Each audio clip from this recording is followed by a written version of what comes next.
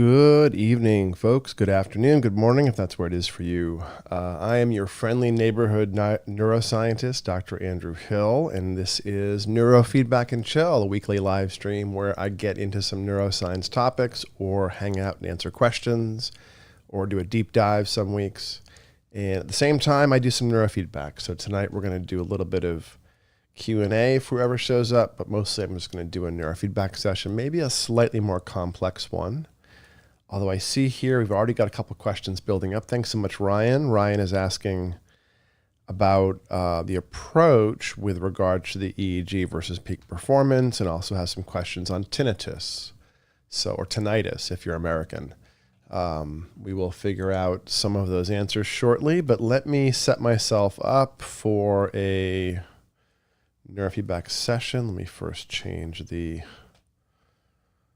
title. There we go.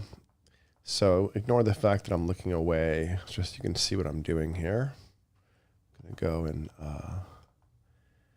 select myself as a client. The software that I'm using here is called QEEG, and usually the format of Neurofeedback and Chill is I will do a neurofeedback session on myself and break it down for you a little bit and help you understand the technique and the technology of what we're doing, maybe demystify it, and then answer questions and or do a deep dive. So let me plan this. QEEG is pretty easy to use. This is why it's my preferred software. It kind of gets out of the way. A lot of software in the field is really elaborate, and not all of it has the best interface or equal effects. And so QEEG is the best mix I find of power versus simplicity, and it lets the trainer do their job really well. So let me let's see. This is a single single channel, 2-segment protocol. Let me change this to a 2-channel. Now, I'm not 100% sure that I have 2 working channels on my amplifier because I have the cast-offs from our remote program when they get old. So I have a couple old ones. I'll have to see if they still work. But assuming they do, I'll do a dual protocol, and I will do it with C3A1, which is fine, and I'll do that at 14.75 hertz reward, 14.75. Oops, 0.75, there we go. And then 17.75. So all I'm doing is reducing the frequency that I'm rewarding by 25 hertz. And on the left side of the head, what that will do is it'll make it a little bit less pushy. This is a beta frequency I'm rewarding on the left-hand side, and the goal is to increase the beta tone there, which helps with things like vigilance and focus, and it also helps with the depth and the maintenance of sleep. So let's do 24 to 36, and then we'll do, what's the dual with? Let's do the dual with, we'll do C4A2. We'll do a compound dual. And we'll do this one with 11.5 hertz, which is in the SMR range, the sensory motor range. And if you want to learn more about SMR, or sensory motor rhythm, I did a whole deep dive on that in one of these live streams.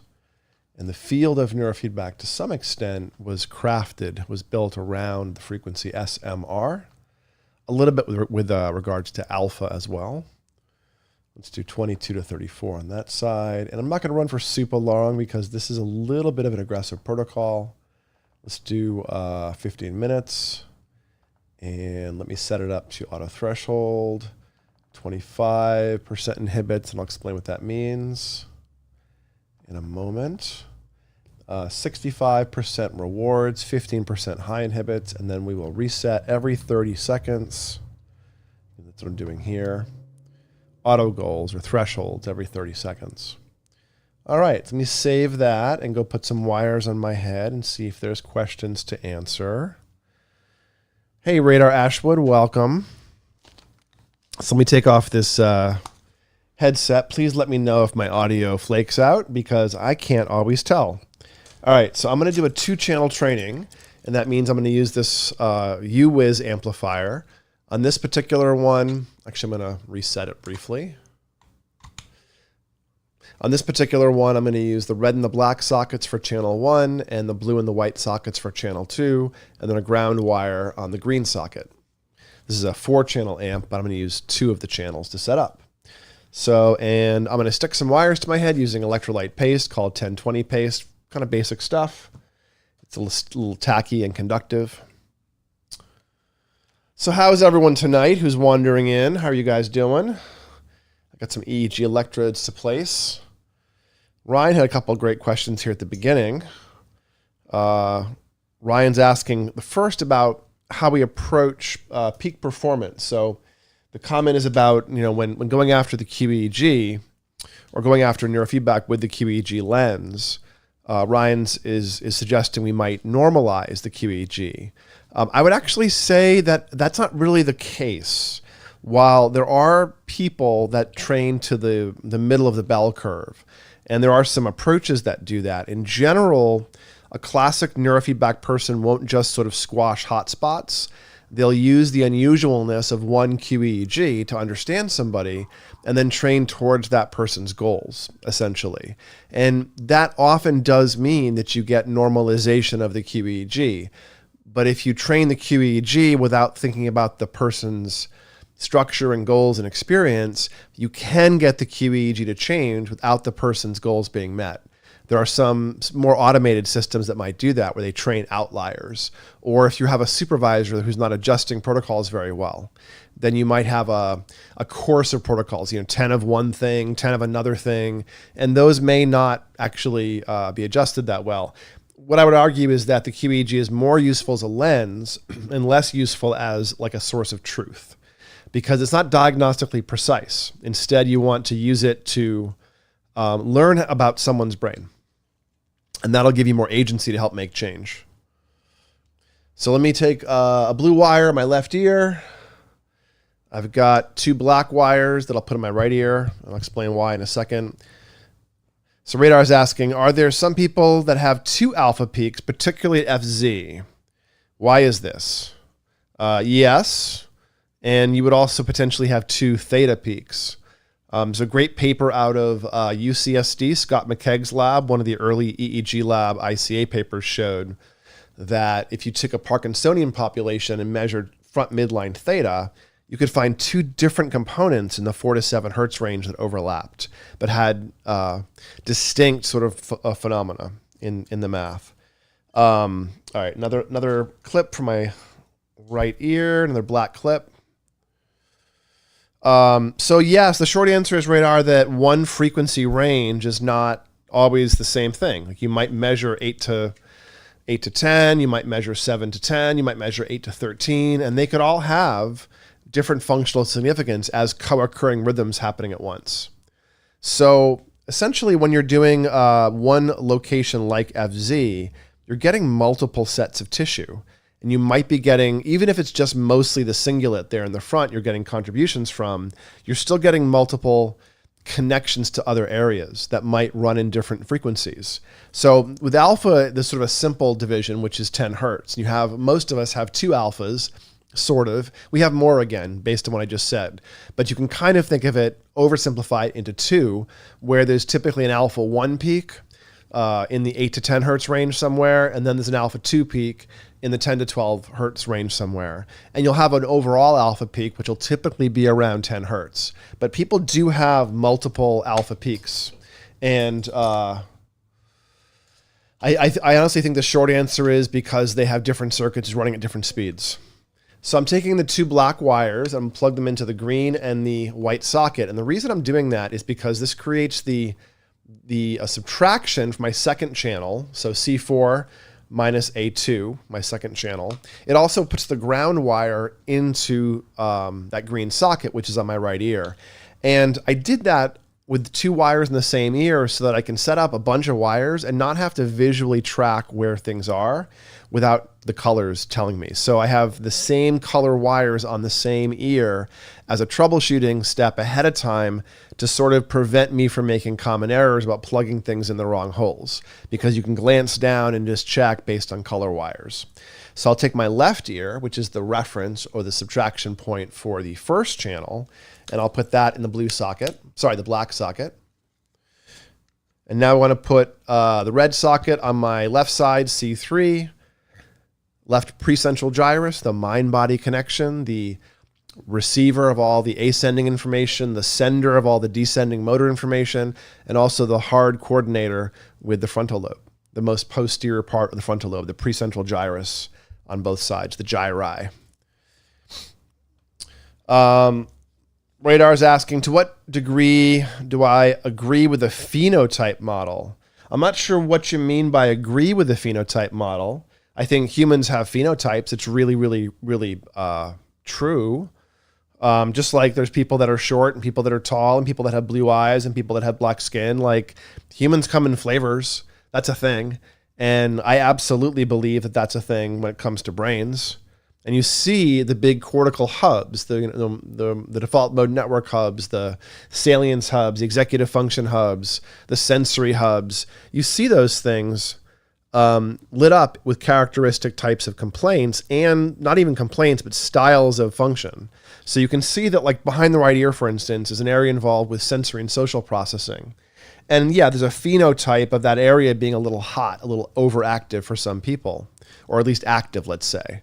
And for many people, that overactivity or that strong activity compared to typical might be in the way. And it creates a bit of a sensory and social sensitization, meaning you are, let's see, about there, meaning you are picking up a huge amount of information, and that can produce sensory sensitivity, that can produce social anxiety.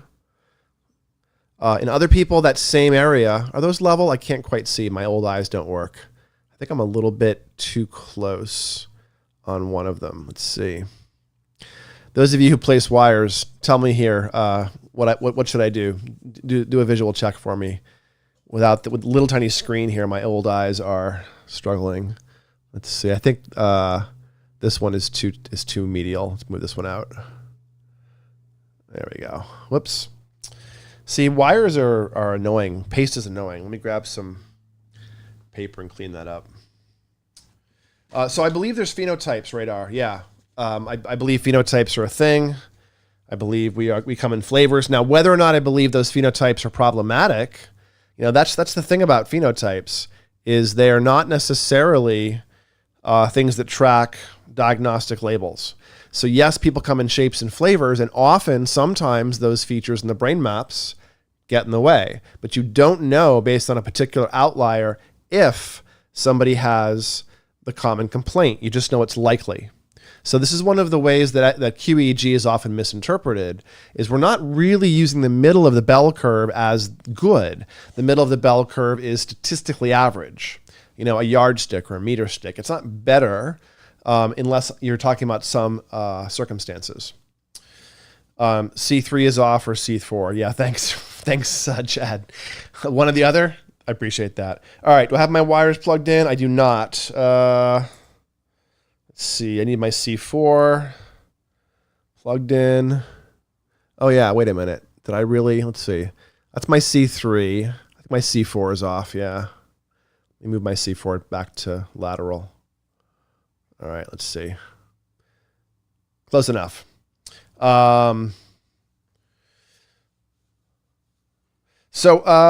Yes, phenotypes exist, but the issue, the real problem with phenotypes is that you have to not believe somebody is your models of them. The data can be real, but the idea that we will know what it means with definition, people are too weird. Good job, be weird. People should not be tracked towards the middle of the bell curve as better, but you should use the ways in which they stick out as interesting and informative. So it still looks off. Let's see. Which one's off? The yellow one or the green one? I can't see. I'm looking at my head like this big on a screen. So, I'm just gonna make it bigger. I can do that. Bear with me for 1 second. You guys might actually learn something too, right? So, all right, let's see. So yeah, this one is probably pretty good. This one is not great. So the first thing to do is to probably place the paste. I would say right about there. No, you're good. Sure, now you say something, El Chatterino. All right, I'm just gonna put this one back on. I moved it out a little tiny bit further. When placing wires, you have about 1 centimeter of leeway. So if you're placing your own wires, you do have some ability to get close, and it's okay if you're not perfect. When doing 2-channel training, it's probably a little more important to get them perfect, because you're training the homotopic locations between the channels, the corresponding left and right hemisphere locations. I think that based on the shape of my head, these are probably fine now. All right, so that was a lot of setup. If you are training with peak brain, we will eyeball pictures for you. So just take a quick photograph of your head, drop it into your private chat, and someone will help you out. Now, I don't usually do this, but this amplifier does have a clip. Let me see if I can maybe get these wires off my lap right now. The chat's gonna lag. Yeah, usually it's 20 seconds, Chatterino. All right, let's see.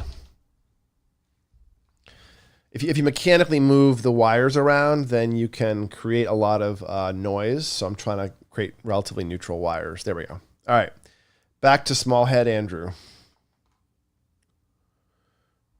Cool. All right, let me run the session, explain what I'm doing during the run, and then I'll answer more questions. All right, something simple. Let's just do mazes. There we go, mazes. We should have all kinds of traces on the screen. It's initializing. Bottom right corner says whiz, which is what you want to see, a green amplifier status. Oh, you know what? I'm going to run this again. I like variable dot mazes better. I ran regular mazes, and I prefer variable dot mazes. The reason is because the dots are variable. Okay, now it's initializing.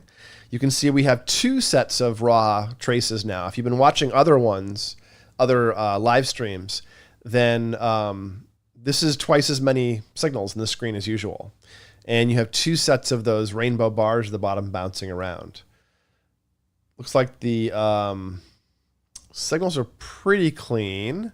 It's a little bit of muscle tension, a little bit of EMG, and tiny bit of 60 hertz noise in the 2 raw traces. This is a raw signal here at the top, and so is this one. Let me let this thing drop for a second, bring it down to 100. I'm going to scale these down to 20. So F9. That's the threshold. 1 second. Why is my keyboard not reacting properly? Let's see. There it is. It was just lagging. Okay. F9.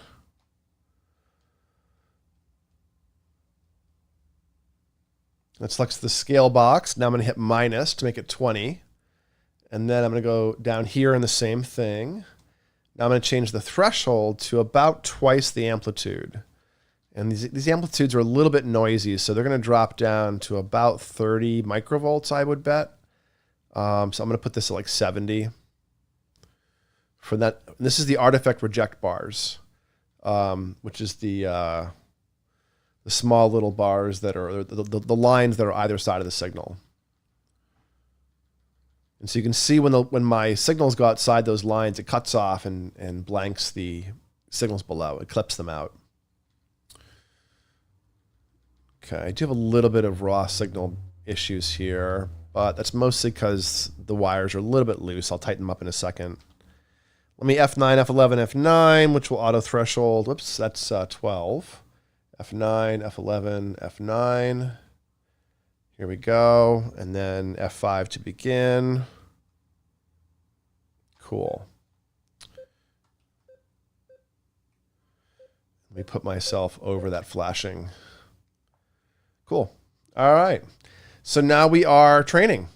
And what I'm doing is measuring my brain using those top 2 traces and filtering out 3 different frequencies. On the left-hand side, 4 to 7, 14.75, and 25 to 36. That's wrong. I'll do 24 to 36. Let me change that. If you control arrow keys, you can change in real time. Eager. It's a fun thing to play with. All right. So now we have 4 to 7, 14.75, and 24 to 36. And then that's the left side of my head. And then the right side is 4 to 7, 11 and a half, and 22. And so there's a column over here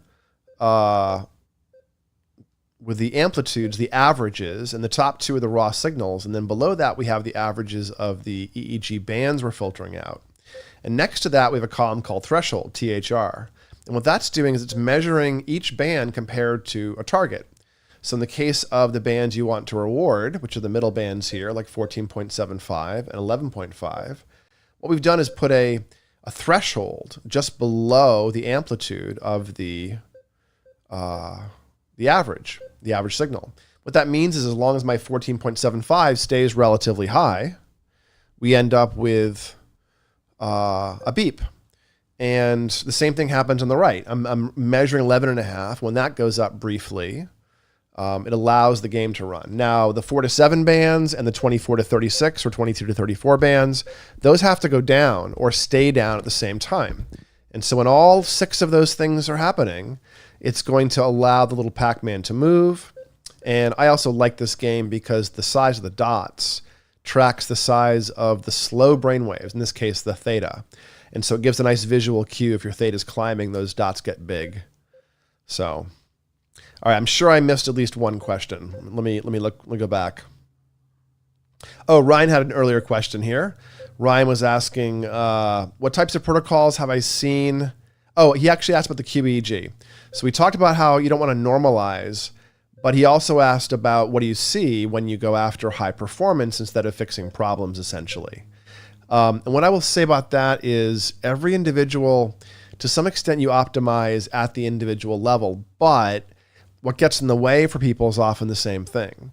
So while you don't necessarily know from a QEEG what's a high performance or a bottleneck, if there's a bottleneck, you'll see features of rumination or speed of processing or short-term memory or impulsivity.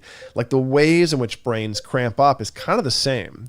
And the only difference between a high performer who's not as good as they could be and somebody who's deeply suffering is sort of how, off those things are or how frequently those things can't be used. Even a high performer might suffer because they don't have the degree of stability of the resource. They're fine until 5 or 6 p.m., but then they're an asshole once they get home. That does happen a lot in high performers. So what I would say is you want to get the bottlenecks out of the way, Ryan, for someone's individual resource pinches. Often sleep, stress, and attention are great places to start. And then you can work on features that might feel like they are where peak performance is for that person. And that can lay in the direction of speed of processing, which gives verbal fluency and helps with feeling really intelligent and crisp, as well as alpha theta protocols for flow state and access consciousness and sort of nonlinear states. Usually those things, pushing up some betas and alpha speeds, beta power alpha speeds, as well as doing alpha theta training, can take people a long way as long as you're paying attention to optimizing their resources, not throwing off their sleep, stress, or attention as you go. Ryan also asked about tinnitus or tinnitus, which is the ringing in the ears that is persistent, really frustrating. People suffer from it brutally. What I've seen is that neurofeedback works about 50% of the time. What I mean by that is for about 50% of people. And if it works at all, it usually works very, very well in reducing it or eliminating it. But it's kind of hit or miss. And most things in neurofeedback are not that bad. Most things are very high efficacy. But tinnitus is not an easy phenomena. Now, I will say that if we see the tinnitus in the EEG, then the confidence goes up a little bit. And you will often see that on one side of the head and the auditory tissue, there's a blob of delta, but not the other side. Or sometimes you'll see on the front midline, the anterior cingulate, that there's a blob of theta often. And you can see that the tinnitus phenomena shows up in literature as well as having an auditory kind of flavored phenomena and an OCD kind of flavored phenomena both. And I think we see those features in the EEG, in the brain maps. But I will say that the one that shows a pure auditory almost seems to respond better. And at that level, what you'd probably want to do is look at the individual 1 hertz wide frequency bands for somebody's brain. And design a range to support what might be in the way. And, you don't usually want to inhibit delta, which can be a little risky. But if you find weak beta or weak alpha, and you find excessive theta or excessive alpha, those things may respond to a more linear approach and get some relief. I would also say that adding in some stability protocols, some SMR, and even some FCPZ alpha, which helps the cingulates. Those things can also be supportive in tinnitus if somebody's going to respond. And then working on tinnitus, it's one of the few times you end up working directly on the temporal lobes in a more classic arousal model, phenotype model. You often don't need to go after the temporal lobes directly because you're bracketing them like I am right now. This is getting some temporal lobe training because I'm doing C4 minus A2 and getting all this side and C3 minus A1. But you would absolutely want to hit like a T3 minus T4, maybe a T5 minus T6. I've also seen things like cervical adjustment of the spine help tinnitus. Often when there's head injuries in tinnitus, the head injury is because of a concussion from a car accident.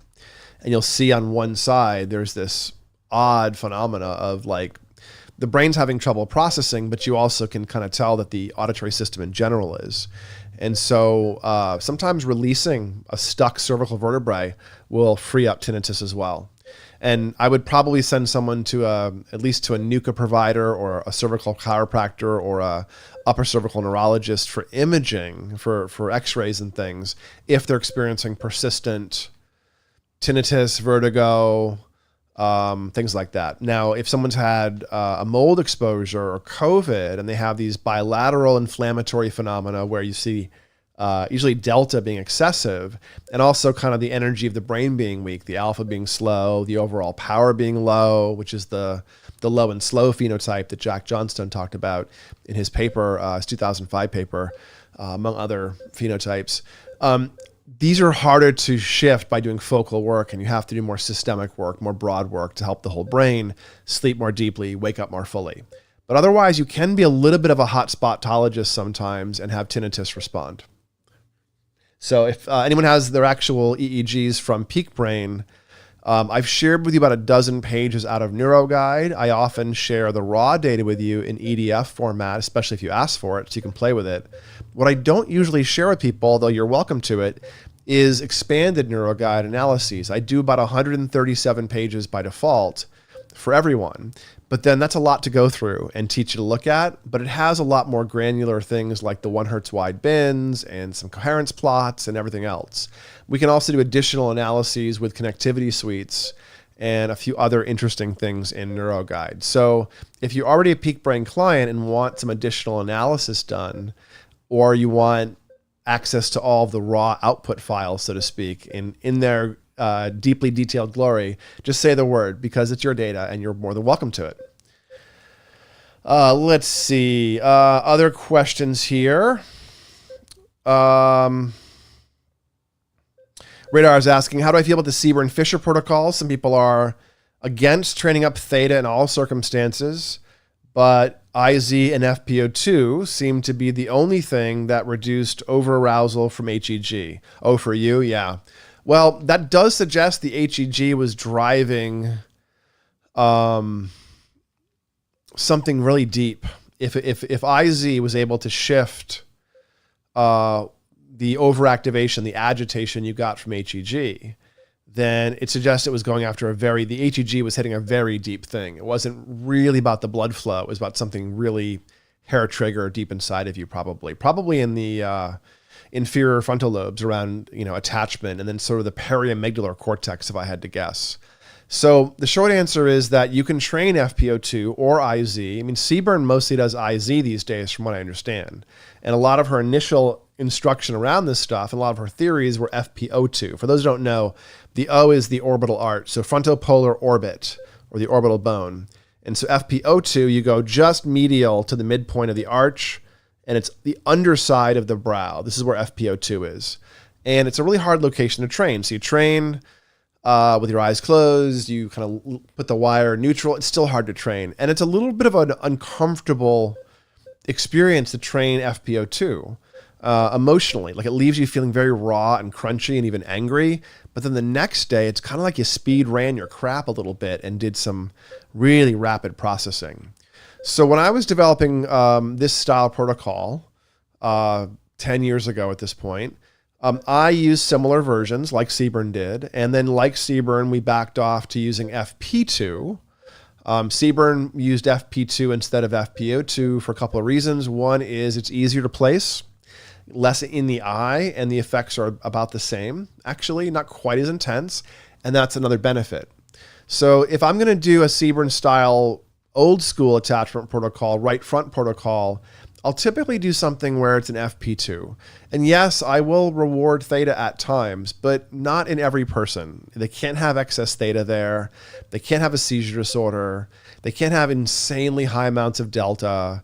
Like, you would use some of the same rules you would use for somebody before approaching alpha theta training.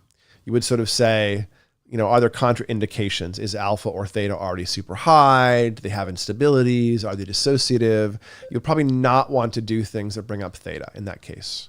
I've actually seen FPO2 delta rewards. I was working with a reactive attachment kid under somebody else. I was a technician in one of my first places I ever worked, and we were doing FPO2 for a kid who had really severe RAD stuff, really hyper aroused. Russian orphanage, a lot of sensory issues. He was like 7 years old and just like constantly screaming and reactive. And we did a FPO2 delta reward, and he, it brought out one of his seizures pretty easily because he had a lot of right front seizure activity because we were rewarding too close to the delta range. Now, it wasn't much of a seizure. He had them pretty frequently, but it's the kind of thing where once you get down there, yes, you can reward theta, but you have to be really careful. And think about age, think about the other stuff going on in that brain that you might know about, and work through it. Now, Seaburn has gone to IZ because IZ seems to be impactful. I don't understand completely why IZ works as well as FP2 does, but it seems to for some people. I think the theory is that we're tapping into connections between the periaqueductal gray and the right front periamygdala cortex. Now, I developed my own version of that I do, which I actually do that protocol at PZ. And it's a special hybrid alpha down protocol that is very unusual. We would normally not train alpha down at PZ, but by doing that, you can, again, kind of speed run some crap and help with emotional attachment in some ways. So there's a few different ways to go after this, but you're getting into protocols that are to some extent lore, right? And the field is either based on protocols that have good physiological underpinnings, we understand kind of what's going on, or protocols that are lore. They just kind of work, we don't know why. This is sort of a hybrid. Like, we don't know why these work, and yet there's a couple papers showing that one single neurofeedback session of neurofeedback at PZ toward this back area is doing some alpha down training. One session changed the fMRI blood coupling between the PAG and the amygdala in like 85% of people with dissociative PTSD. Seaburn has a blog article on her website about this. This is I think the first paper where that was like, oh, okay, let's, use that and make some protocol developments from it. So she did, I did, Ruth Lanius did, everyone who was working in the field at that time, often steered by Seaburn and Ruth, were developing their versions of those protocols, especially if you worked with people that had CPTSD or developmental trauma. And some people like Seaburn and Ruth Lanius, who are more specifically focused on trauma, went further and developed versions of these protocols like the IZ, like the FPO2. I tend to work in a more high regulatory way. So I tend to work on, IZ, FP2, but also the PZ site as well, because it hits more things essentially. All right. That was a long-winded answer. And I was talking so much that my wires are moving around. I appear to have a signal issue on this side. This side? Yeah, there we go. Oh, and it's done anyways. So you can see as I was talking and moving, I lost my right signal. That's why I had no rewards that last section. I was moving around and I moved the wire a little bit and it killed the signal quality, at which point it stopped giving me a dual. So there's a word, or sorry, there's a rule or a word to the wise.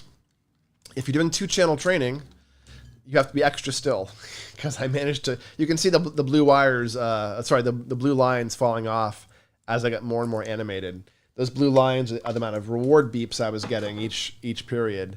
The red is the time. And this is one of the very few games in Eager where the red won't be the same. Usually Eager does 3-minute periods, but the mazes versions will all do the red lines as long as it takes to go through a maze. So they tend to vary a little bit. So El Chatterino is asking about the protocol, left over right load balancing. Actually, in this case, it was left and right. You may have noticed I was doing 2 channels at once. The Eager setting we're talking about is called dual. And what the dual means is that we need to be doing a contingent reward. So if I was doing left over right balancing, I would probably be doing something where I'd be doing a ratio. And you can do that in Eager. You can do a difference mode, or you can do a minus B or a B minus A. You know, those laterality kind of focused things. That works in Eager as a training mode. But I was doing a dual, which means you have to meet all 6 criteria.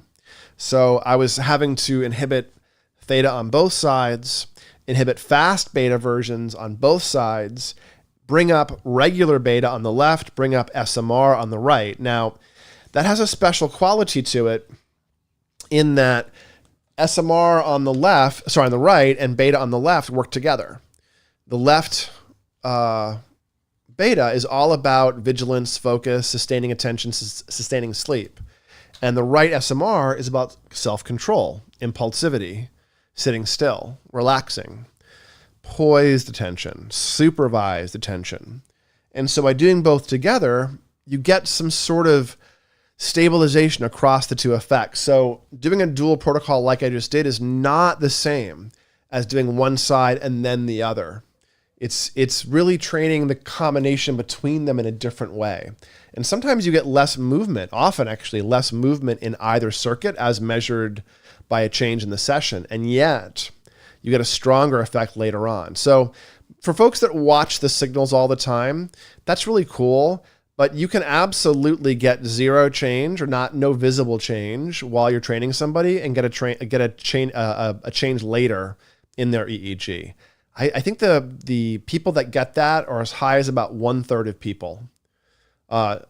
Most people, every person who does veridical or real neurofeedback gets a brain evoked event in about 5 or 10 minutes. Every single person that sits down and does it, the brain starts to react in about 5 or 10 minutes in a very noticeable way. But not everyone gets the same experience when doing brain training because everyone's brain's a little bit different. So the process of neurofeedback has to be tailored pretty well to each person to get the effects you're looking for. For me, for this protocol, I was doing a hybrid, which really will tie my 2 hemispheres together while also emphasizing the individual resources within each. And some of that is based on the montaging, having it split across my head. So, well, very cool, guys. A little short session tonight. Any other questions for me? I know there's a lag in the chat, so please let me know if there's more things you would like to chat about. We might do a short one tonight. Otherwise, I didn't prepare any topics tonight because I've been too busy trying to get too many things done. But I am working on a bunch of stuff for you folks. So if there's things you want to see from these live streams, please let me know. Do me a favor if you could, if you're not already subscribed to the channel, please subscribe.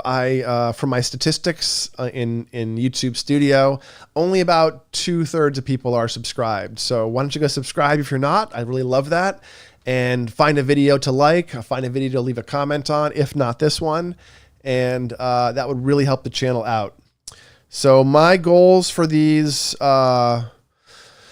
neurofeedback and chills are to be an ambassador and an educator about neurofeedback and about QEEG. And a big piece of that is trying to make people their own experts, not talk you into anything or convince you about anything. So a lot of what I'm describing is my opinion, but I'm a neuroscientist trained pretty well in EEG and have a pretty deep perspective on this. And not everyone in our field has that perspective. Many people are clinicians, skilled, gifted, caring clinicians, but the neuroscience piece of it sometimes isn't always there. So my job is to get you educated enough so you can be your own advocate, your own expert next time you're walking into any sort of need for support for your brain.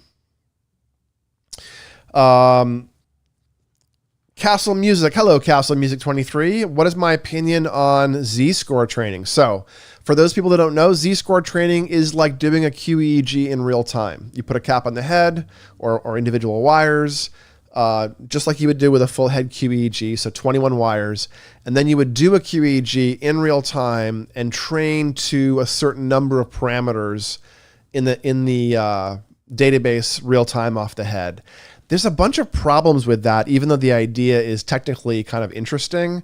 The biggest problem is that it takes more time to set up, and it's also much more prone to not working. You know, if you have a source analysis, LORETA takes the full 19 channel plus the ears, and it does a source analysis. It says where from the scalp signal, where in the brain, quote unquote, is that source of EEG coming from, which is great. And if you're doing a static resting EEG, that's fine. But if you're training the brain, the problem is that you've set somebody up for neurofeedback. They're moving, they're clenching their jaw. Any noise at all gets pulled into LORETA and gets solved into fake sources. So it's kind of a noisy environment with data. That's the first problem. The second problem is for the math to work quickly enough so you can give the feedback in semi-real time. The way the database math is structured, the QEEG database itself becomes an approximation. So most of those tools will take the sort of shape of the bell curve that's in a resting QEEG database, and they'll cut it in half, or they'll scale it, which means that what is normally 2 standard deviations out of range on a resting QEEG becomes 1 standard deviation out of range on a LORETA-based Z-score training. That's the second problem. The third problem is that most clinicians that use that kind of system will put in a bunch of complaints and get 75 parameters out of the LORETA system and say, okay, and then have the brain train those 75 parameters, and they'll sit back and just kind of let it run. And that can work, but if it doesn't work, those people don't know what to do next because they don't really understand the circuits they're training. So you can get kind of high level and broad with it, and the brain is smart enough sometimes to get the rewards without getting the effect you're looking for. So you still have to remain in charge of the process to some extent when you're doing neurofeedback, even when it's Z-score training, LORETA-based training. And I would argue that those pitfalls, you know, it's complicated to set up, the noise gets in, and you can have it be so complex you lose track of it as a clinician and can't steer the process. Those are big enough problems that you're better off doing 1 and 2 and 3 and 4 channel training and iterating through protocols because you get better results. Bigger results, more durable results, more reliable results across people. Now, if you had somebody who was dealing with a lot of very confusing things, you might want to do LORETA training because you might be able to get very, very, very specific. But you can kind of do that anyways. And you can take someone's resting EEG, do a LORETA analysis on it to figure out more about their brain, and then go after surface electrode training anyways. Because guess what? You're training the surface of the brain. You're never sticking electrodes into the brain. So I know they call it surface LORETA training or deep LORETA training. It's all just math. You're always training scalp sources. And you're not training all of them at once. You're training a couple. So LORETA is not that different ultimately than regular neurofeedback, but the complexity, I believe, can get in the way of success, especially if you're not super, super skilled with the tool set. So I'd encourage people who are thinking of doing neurofeedback to learn the basics, learn how to read a brain map, learn how to do 1, 2, 3, 4 channel arousal model, old school phenotype model training. Don't get sucked into there being a particular magic box that has all the answers, because they don't. You still have to become the skilled provider and know the brain a little bit more than the software does. That's my considered opinion on that. Let's see. Ilya is saying he loves these lives. Thank you so much, Ilya. We love your participation. With Z-score sessions, require a full head cap process for every session 2-3 times a week. Yeah, exactly. So you put a full head cap on. You know, used to be you had to paste individual 20 wires on each time, 22, because you have the ground, the reference, left ear, right ear, and then 19 channels. So that's 23, plus the old school amps. Typically you had like a blink channel or a EKG channel on the shoulders or something. So you typically had like a 24 channel setup. And then you have caps, and caps these days are used for many people unless they have unusually thick dreadlocks or twists or braids or something, then you have to place wires still. Even my head, you could use a cap on, although it's a little bit noisier than somebody who actually has hair. And then these days they have quicker caps to set up. They have dry caps that have their own issues, and I do not like them for data quality. And they have saline caps that are actually probably the best compromise with old wet cap technology, but with dry caps sort of, almost ease of use. But they have their own drawback as well. The saline caps dry out quickly, actually.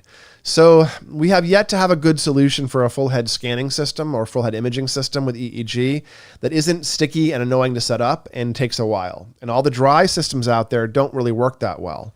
They all put each wire around a Faraday cage, a little pin cage. What that does is it breaks the transmission, if you will, between the spread of electrode energy between, or as measured by electrodes, between the electrodes. And what that means is you can't get things like coherence and phase, the other classic EEG measures we rely on for understanding the brain. And so another big issue with those full head dry systems is they are really horrible below about 4.5 or 5 hertz. You just can't use them below 4.5 or 5 hertz. And a lot of what goes on clinically, a lot of what is in the way is in the theta range for people. So you need to see from 3 to 5 hertz very clearly, and you often cannot see any of it with these dry systems. So the reason I'm going to dry systems, not just LORETA, is because people that have gone to LORETA systems, they often also go to dry because of the complexity and the annoyance of setting up wet. Doesn't actually solve anything though for most people. So I've done this, and lots of other people in the field have bought very expensive dry systems and full head training LORETA Z-Source systems. I have one. I spent $24,000 on the headset and $3,000, $4,000 on the modules for NeuroGuide. I don't use it. Someone wants to buy a dry 24-channel headset, let me know. I'll sell you one cheap.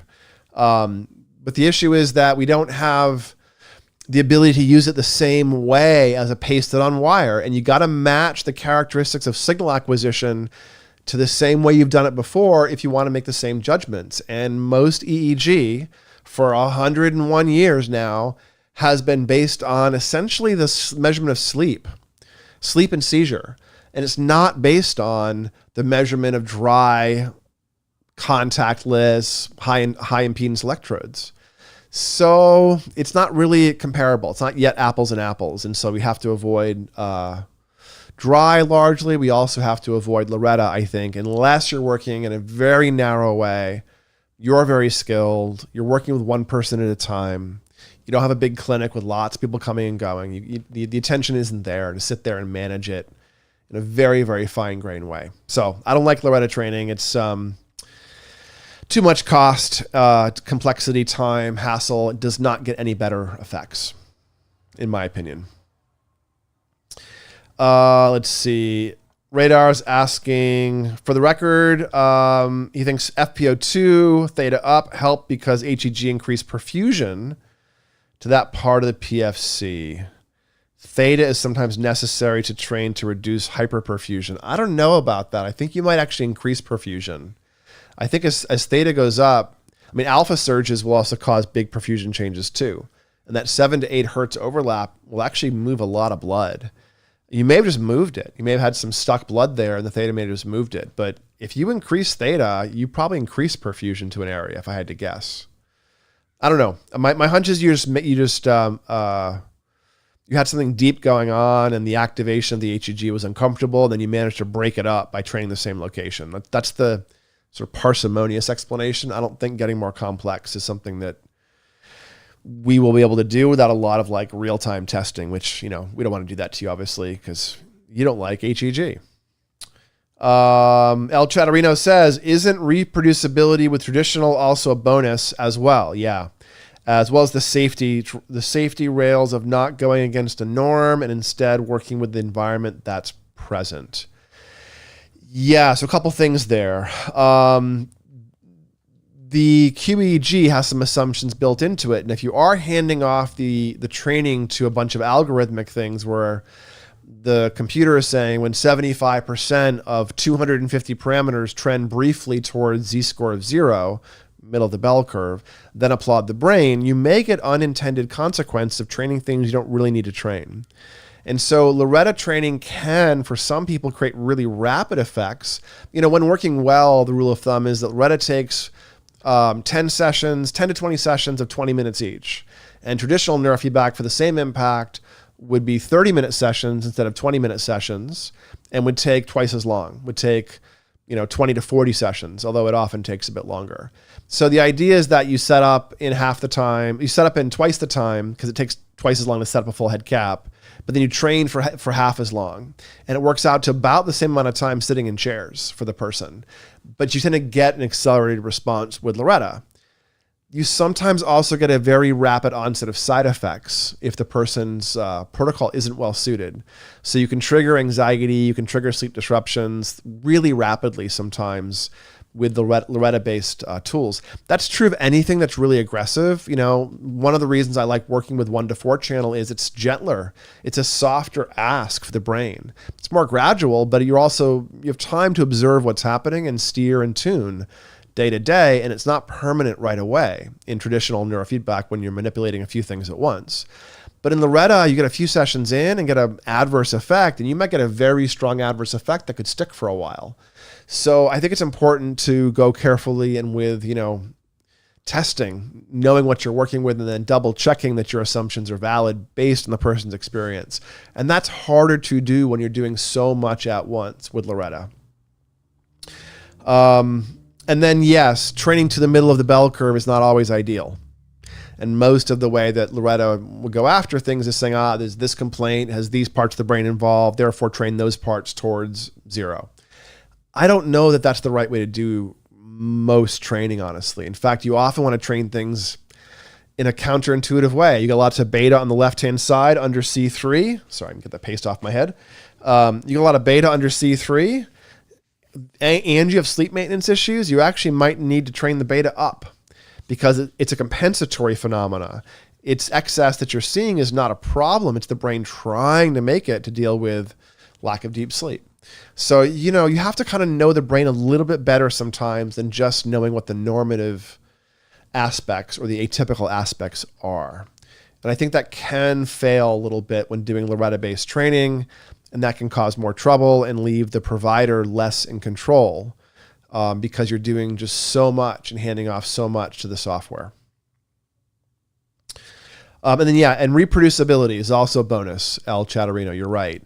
We can largely get very, very similar effects with the same protocol for the same type of person's brain. Now, if you do a protocol with a classic protocol, 1-channel, 2-channel protocol with somebody, and you get an atypical response, because you're doing a very narrow thing and often on big regulatory features like SMR or alpha, the way in which the person reacts tells you about the person. Like this protocol tonight that I did, if for some reason I have increased difficulty falling asleep tonight, I'll know that my frequencies were off, probably too fast. And if I have difficulty waking up throughout the night, I'll know that C3 frequency is probably too slow. And if I feel like I'm in a bad mood or irritable, then my right hemisphere might have been too sensitive. If I feel like I can't filter out the sensory world or I'm too focused, that left hemisphere might have been too sensitive. So you can kind of learn from someone's response, and then that is actually more true in some ways than your ideas about them at the beginning. So you start off with phenotypes, build protocols based on their goals, not based on normalizing, going towards 0 in the bell curve, but based on their goals. Understand them from the phenotypes, make a change ideally towards goals, not towards 0 in the bell curve. And so you iterate through protocols, eliciting subjective experiences, validating your understanding of their brain instead of just plowing ahead. The person's experience is central to what is going on and matters more than the neurofeedback provider's perspective on it. Full stop. Neurofeedback providers can read brain maps and can build protocols. Only the person is the arbiter of truth about how it's actually working. We got to remember to go back to the person's ask about their sleep, their stress, their attention, whatever it is you're working on. It's critical. It's key. It's indispensable. Or you ask their parents if they're, young or something. So, and then you go back to the brain maps again. Now you're back into modeling. Now you're back in a scientific, perspective mode, trying to make decisions and guesses. But even when you're doing brain mapping, you're not top down saying what's true. You're saying what's plausible at a population level. And the person knows what's true or not. Now, the second brain map, when you see big changes in performance, you see big changes in self-report over the past couple of months, and big changes in the EEG, in the resting QEEG, then you can start making some more fine-grained predictions and say, this feature that we think meant this for you now looks this way. Therefore, here's a narrow read on how you might be operating differently. The person almost always is like, well, yeah, that's what I've been saying for the past 2 months. This is great. And seeing that is really powerful too. So the brain maps are not the rule. They don't decide what's true. They're not diagnostically precise, but they are valid data. They are stable data, everything else being equal. So as someone does get change there, they become better at reading their brain maps. I joke that by the time someone reads their second or third brain map, they're actually understanding what they're seeing in some ways better than I can, because they know how those changes and how that evolution of patterns they're looking at feels. I don't. So this is why at Peak Brain we make the cost so inexpensive for brain mapping. Little plug, Peak Brain usually charges $500 a year. We're charging for the month of June 2025, we're charging $250 one-off annual membership at Peak Brain for unlimited brain maps. So if you're a biohacker trying to dial in your nootropics, if you're somebody trying to look at different medications, if you're someone who had a case of COVID or a concussion and you're trying to figure out how to track brain changes as you recover, get a brain map with us. It's $250 annual unlimited recording of your brain. And you can do that in New York City, Los Angeles, St. Louis, or Orange County, California. And we won't give you unlimited, but I'll give you the same $250 off a fully remote brain map anywhere in the US. And we'll give you a half price one-off in Stockholm and London. So it's like about half that price, about the same price, the $250, but it's a one-off price in those cities. So we have all over the world, can do brain maps with you. Come to one of our locations, get a brain map, and let me teach you how to look at your brain. And I'd love to give you some agency, some control over this stuff. All right, let's see. Other questions? Maybe not. Well, guys, thanks so much for hanging out with me tonight for an hour during our Neurofeedback and Chill live streams. Please, again, if you can, like and subscribe. Maybe hit that notification bell if you want to be notified when I go live. Every Monday, I'm going to do this, and then I'm going to start dropping some 10 and 15-minute shorter videos probably later this week. So if you want to see those come out, go ahead and hit that notification bell.